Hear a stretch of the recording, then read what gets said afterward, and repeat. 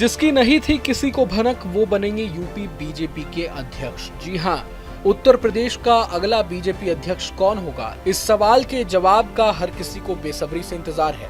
लेकिन माना जा रहा है कि यूपी बीजेपी अध्यक्ष के लिए 3 नामों पर सहमति बन गई है। हालांकि पार्टी का फैसला इस बात पर निर्भर करेगा कि यूपी बीजेपी अध्यक्ष किस समुदाय से आते हैं, जिसमें दलित, ब्राह्मण या अति पिछड़ा वर्ग का नेता हो सकता है।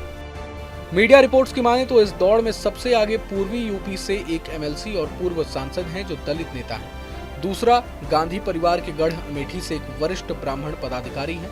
तीसरे, एक राज्यसभा सांसद और निषाद चेहरा।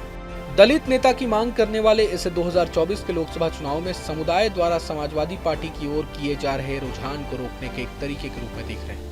जब विपक्ष ने सफलतापूर्वक ये शिगुफा गढ़ा था कि बीजेपी सरकार संविधान बदल सकती है, एक नेता ने उत्तर प्रदेश में बीजेपी की लोकसभा सीटों की संख्या 2019 के 62 से घटकर 33 रह जाने की ओर इशारा किया, जो केंद्र में पार्टी के बहुमत से चूकने का एक बड़ा कारण है। बीजेपी के जो नेता ब्राह्मण को शीर्ष पर देखना चाहते हैं, उनका मानना है कि पार्टी को उस समुदाय को फिर से अपने पक्ष में करना होगा जो उसके प्रति वफादार रहा है। पार्टी के नेताओं ने कहा कि ब्राह्मण अब पार्टी में खुद को हाशिए पर महसूस कर रहे हैं। गौरतलब है कि 1980 में बीजेपी के गठन के बाद से यूपी में बीजेपी के 15 अध्यक्षों में से 7 ब्राह्मण चेहरे रहे हैं, जिनमें माधव प्रसाद त्रिपाठी, कालराज मिश्र, केसरीनाथ त्रिपाठी, राम प्रति त्रिपाठी, लक्ष्मीकांत वाजपेयी और महेंद्र नाथ पांडे शामिल हैं। अति पिछड़ा वर्ग से आने वाले नेता को चुनने का तर्क ये दिया जा रहा है कि ये सबसे सुरक्षित विकल्प है, क्योंकि बीजेपी बड़े ओबीसी समूह में लगातार अपना आधार बना रही है। पार्टी के वर्तमान प्रदेश अध्यक्ष चौधरी भूपेंद्र सिंह जाट हैं।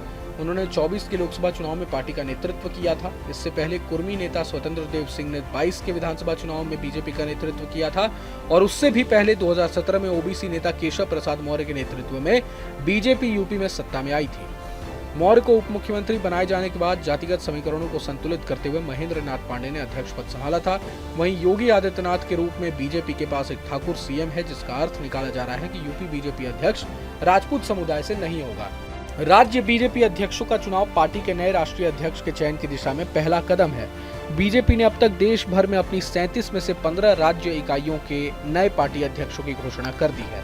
कम से कम 19 राज्य अध्यक्षों के निर्वाचित होने के बाद ही नए राष्ट्रीय पार्टी अध्यक्ष का चयन किया जा सकता है। यूपी के अलावा गुजरात, मध्य प्रदेश और कर्नाटक जैसी अन्य प्रमुख राज्य इकाइयों के अध्यक्षों का भी अभी चुनाव होना बाकी है। बहरहाल पूरे मसले को लेकर आप क्या कुछ सोचते हैं, हमें कमेंट बॉक्स में जरूर बताएं। अगर आपको ये वीडियो पसंद आए तो लाइक करें और चैनल को जरूर सब्सक्राइब करें।